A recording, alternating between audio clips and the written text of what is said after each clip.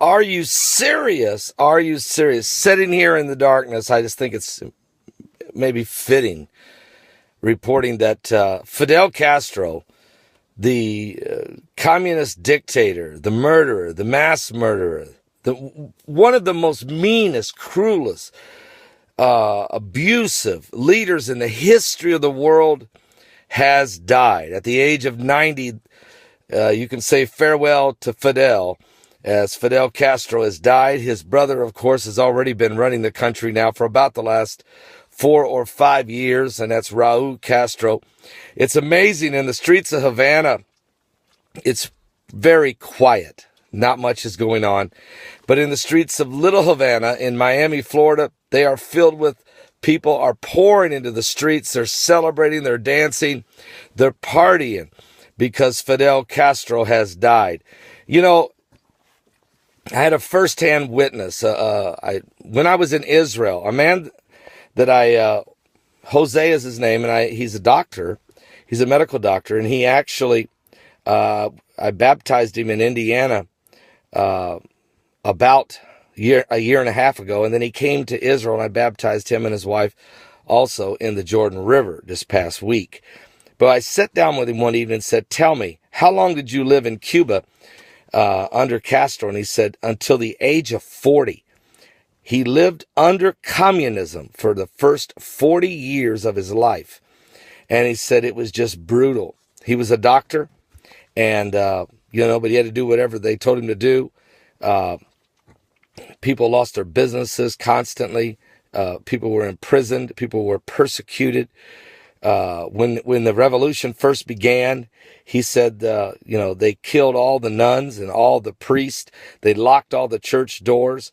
Castro just took over hotels, took over industries, just basically took over all of the wealth, imprisoned people, killed people, ruled with a rod of iron. And he has kept this same oppressive spirit upon that island for over almost 60 years, for 57 years between he and his brother.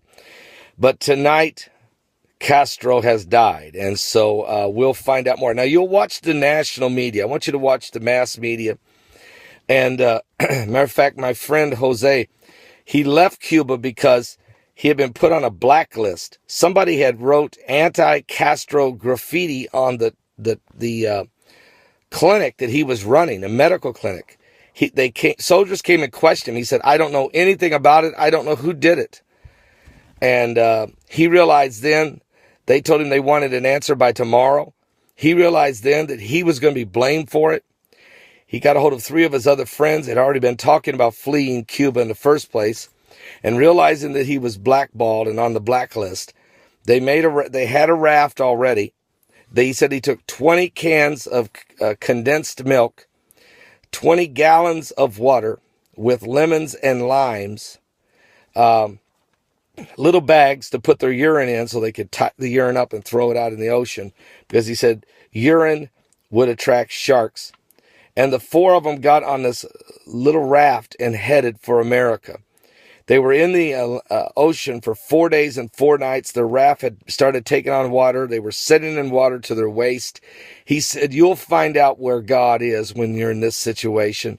He began to pray all night, and early the next morning, a plane circled over top. It was a U.S. Coast Guard, and 2 hours later, they came and picked him up. They took him and his 3 friends back to Guantanamo Bay, Cuba, where he was in prison for a year by the United States government, but then finally released and allowed to come to the United States. He said, "I love America. I love freedom. I love the Lord. And I just want to say, pray for my people back in Cuba." That was last week. I had this interview with him, and Castro is dead. But will communism die? There's been a shift, a kingdom shift. Trump has just won the election, and Castro has just died.